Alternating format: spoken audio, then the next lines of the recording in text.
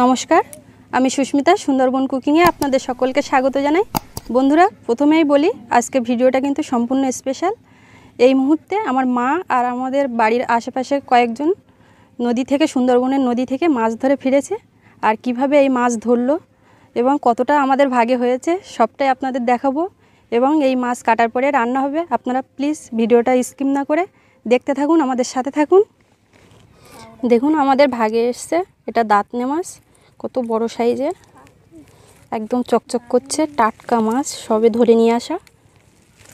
আর এটা দেখুন কান মাছ, সাইজটা একটু ছোটো, একদম এখনও জ্যান্ত আছে কান মাছটা। এর কাঁটাগুলো কেটে দেওয়া হয়েছে।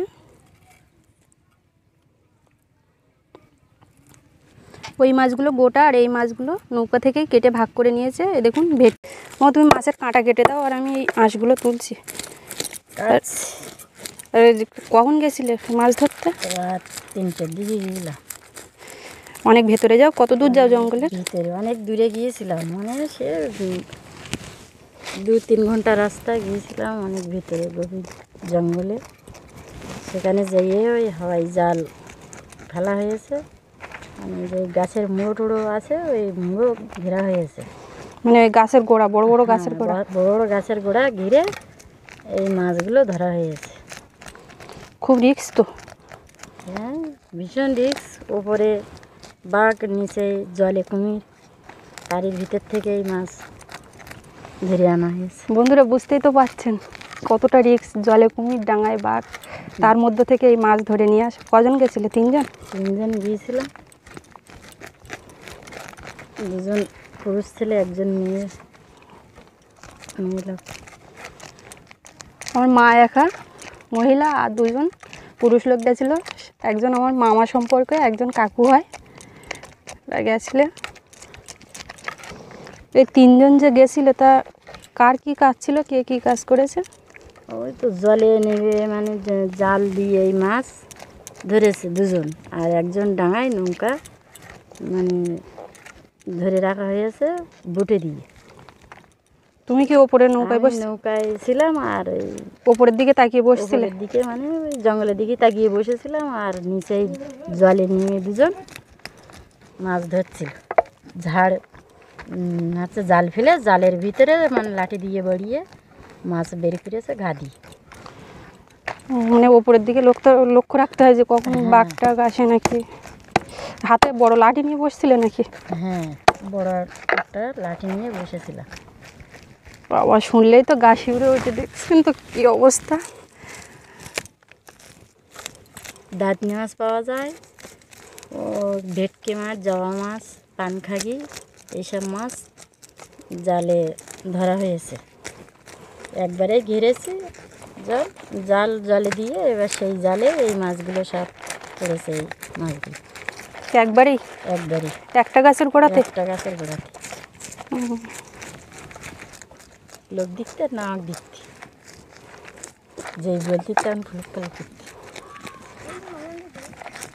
মাঝে দিতে হ্যাঁ পড়ে।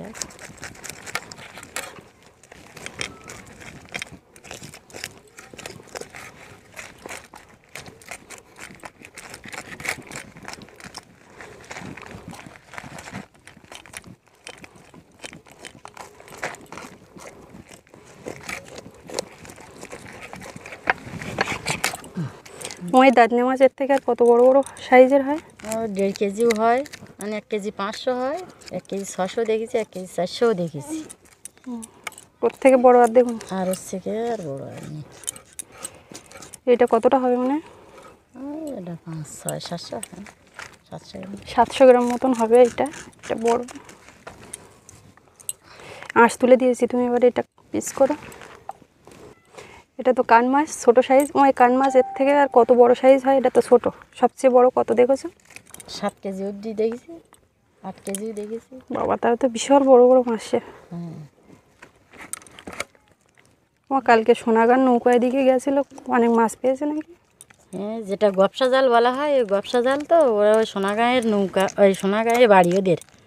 মাছ ধরতে গিয়েছিল অনেক গভীর জঙ্গলে, এবারে বড় একটা সরিঙ্গে ভোল মাছটার নাম বলা হয়, সেই মাছ মানে ৭৬ কেজি একটা সরিঙ্গে ভোল পেয়েছে ব্যবসা জালে। একটা মাছ ৭৬ কেজি? হ্যাঁ, বাপরে বাপ, কি এবার বড় সেই সাইজের মাছটা মাছ! বিক্রি করতে নিয়ে গেছে কেনি, তা ৫৫,০০০ টাকা দাম বলেছে এক মাছে? এক মাছে। সেটাও আমরা খবরে শুনছি, চোখে দেখিনি। বাপরে বাপ।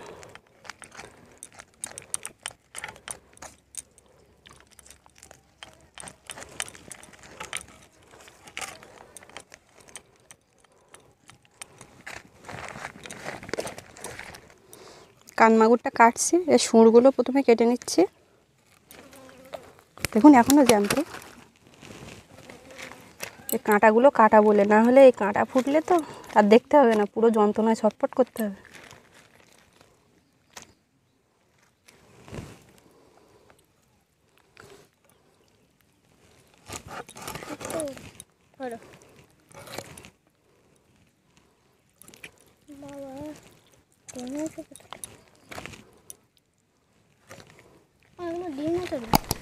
কোথায়? পেটের নোংরা, খাবার খায়।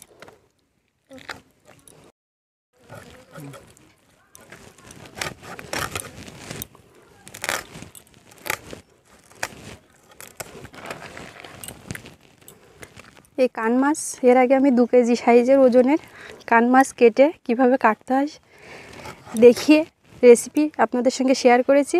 যারা দেখেননি চাইলে দেখে নিতে পারেন। এর যে নাভির অংশ, এটা বিষ থাকে, এটা ভালো করে এই যে অংশটা এটা কেটে বাদ দিতে হয়। এই যে একটা ফুল মতো দেখতে পাচ্ছেন,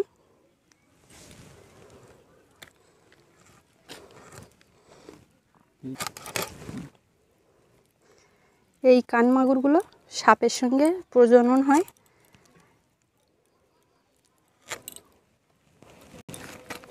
এটা দাঁত নিয়ে ভেটকি মাছের থেকেও খেতে টেস্টি। এখন কাটছি।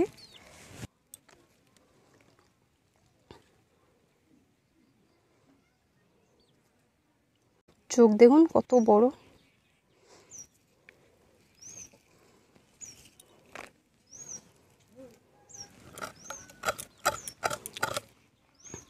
এখন মাছটা কেটে নিচ্ছি। আর আমার বাপের বাড়িতে নৌকা আছে। আমার মা সারা বছরই কাঁকড়া ধরে নদীতে। ওরা 3 জন মিলে যায়, 2 জন মহিলা আর 1 জন পুরুষ। আর আমার এখান থেকে 5-6 বছর আগে আমাদের নৌকা থেকে একটা অ্যাক্সিডেন্ট হয়েছিল। আমার একটা দাদু সম্পর্ক হয়, সেই দাদু মাথায় বসে নৌকা বাইছিলেন, আর সেখান থেকে মানে অতর্কিতে বাঘ এসে সেই দাদুকে তুলে নিয়ে গেছিলো। ভীষণ এক মর্মান্তিক ঘটনা আমাদের বাড়ির নৌকা থেকেই হয়েছিল।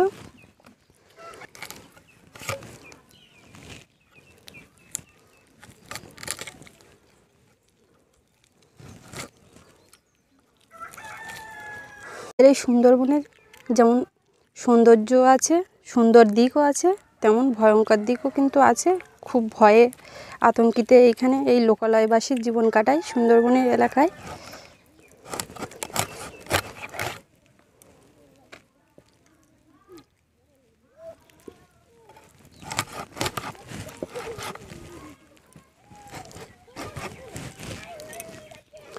এই দাঁতনে মাছের এইখানে একটা শক্ত কাঁটা থাকে, এটা কাটতে খুব অসুবিধা হয়, খুবই শক্ত থাকে। এই যে কেটে নিয়েছি।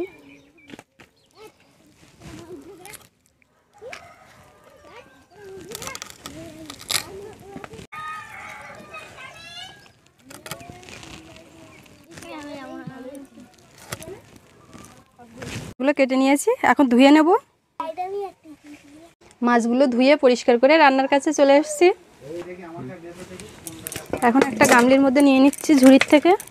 এখন মাছের মধ্যে দিয়ে দিচ্ছি হলুদ গুঁড়ো, দিয়ে দিচ্ছি লবণ,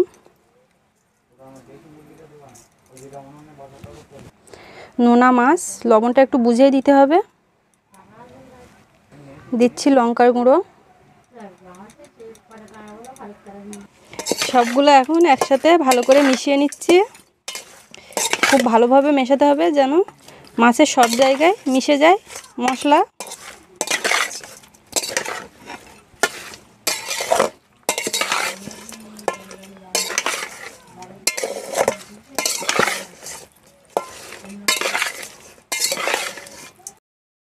উনুনটা জ্বালিয়ে নেব।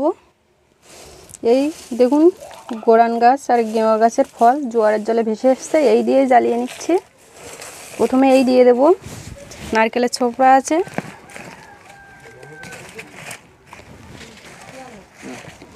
এবারে নারকেলের পাতা দিয়ে জ্বালিয়ে দিচ্ছি।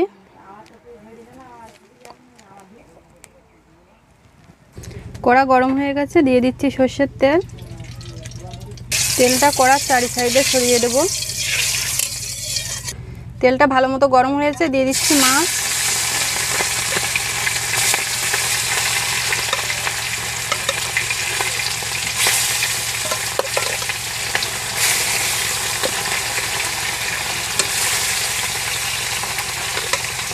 একবারে বেশি মাছ দেওয়া যাবে না, অল্প করে করে দিয়ে ভেজে নিচ্ছি।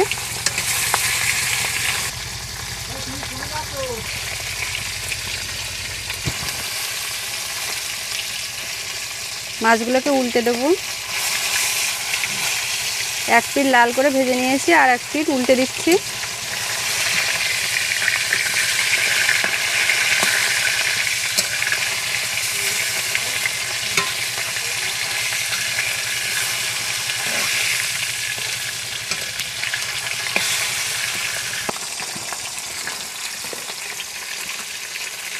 মাছগুলো ভাজা হয়ে গেছে, এখন উঠিয়ে নেব।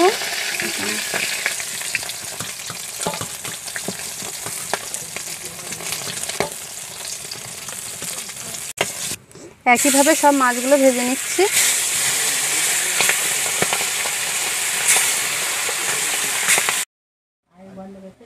সব মাছগুলো ভালো করে লাল করে ভেজে নিয়েছি। নদীর এই দাঁতনে মাছ, জাবা মাছ বা কান মাছ, এই মাছগুলো কচুরমুখী ছাড়া ঠিক জমে না, যে কারণে আজকে আমি কচুরমুখী দিয়ে রান্না করব। বাগান থেকে কচু তুলে নিয়েছি।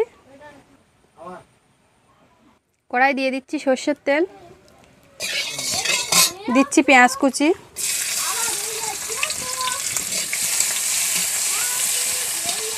এবারে দিয়ে দিচ্ছি আদা রসুন বাটা। এবারে সব মশলাটাকে একটু কষে নেব, যেন এর মশলার থেকে কাঁচা গন্ধটা চলে গেছে। এইবারে কেটে রাখা কচুটা দিয়ে দিচ্ছি।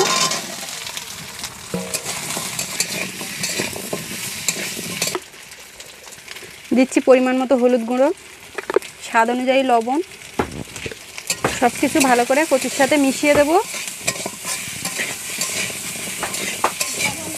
আর কচুটাকেও একটু ভালো করে কষে নেব।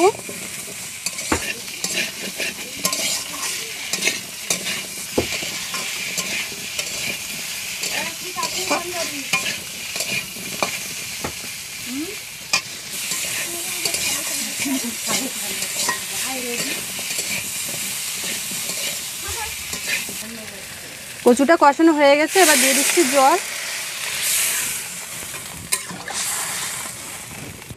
জল দেওয়ার পরে দিয়ে দিচ্ছি লঙ্কার গুঁড়ো। কষানোর সময় দিলে পুড়ে উঠতো, তাতে করে তরকারিটা তেতো হয়ে যেত। ঢাকা দিয়ে দিচ্ছি। এই মুহূর্তে যারা ভিডিওটি দেখছেন তারা অবশ্যই একটি লাইক করবেন, আর সম্পূর্ণ ভিডিওটি দেখার পর কমেন্টে মতামত জানাবেন।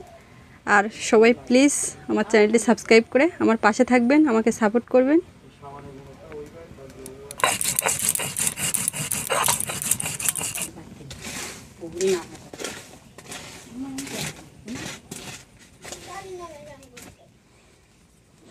এখন ঢাকাটা খুলছি।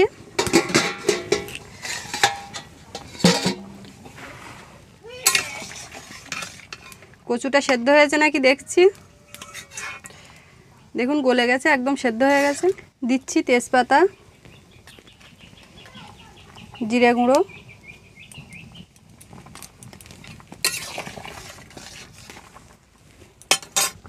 এখন দিয়ে দিচ্ছি ভেজে রাখা মাছ। আর সব মাছ কিন্তু দিচ্ছি না, কারণ অনেকটাই মাছ, অত মাছ তো খাওয়া যাবে না, যে কারণে যতটা খাওয়া যাবে সেই পরিমাণে দিয়ে দিচ্ছি।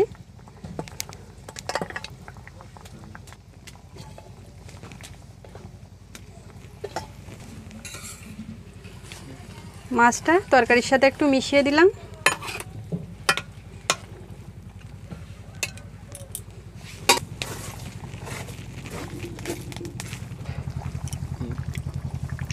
এই পর্যায়ে এসে একটু সেঁকে দেখলাম সব কিছু ঠিক আছে নাকি, লবণ টবণ ঠিকই আছে, অসুবিধা নেই, ভালোই লেগেছে।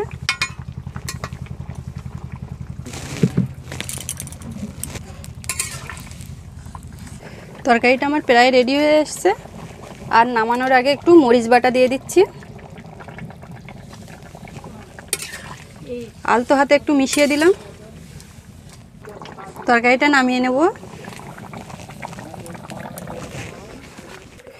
নদীর টাটকা দাঁতনে ভেটকি, জাবা, কান মাগুর এবং বাগানের কচু দিয়ে অসাধারণ একটি গ্রামীণ রেসিপি আমার রেডি হয়ে গেল। আজকের এই রেসিপিটা বা পুরো ভিডিওই আপনাদের কেমন লাগলো অবশ্যই আমাকে কমেন্টে জানাবেন। আর যদি ভালো লাগে লাইক করবেন, শেয়ার করবেন। আর প্রতিদিন এরকম নিত্য নতুন রেসিপি দেখতে এবং গ্রাম বাংলা দৃশ্য দেখতে প্লিজ আমার চ্যানেলটি সাবস্ক্রাইব করে সকলে আমার পাশে থাকবেন। সবাই ভালো থাকবেন। দেখা হচ্ছে পরের ভিডিওতে। আর এত সময় সাথে থাকার জন্য সকলকে অনেক অনেক ধন্যবাদ।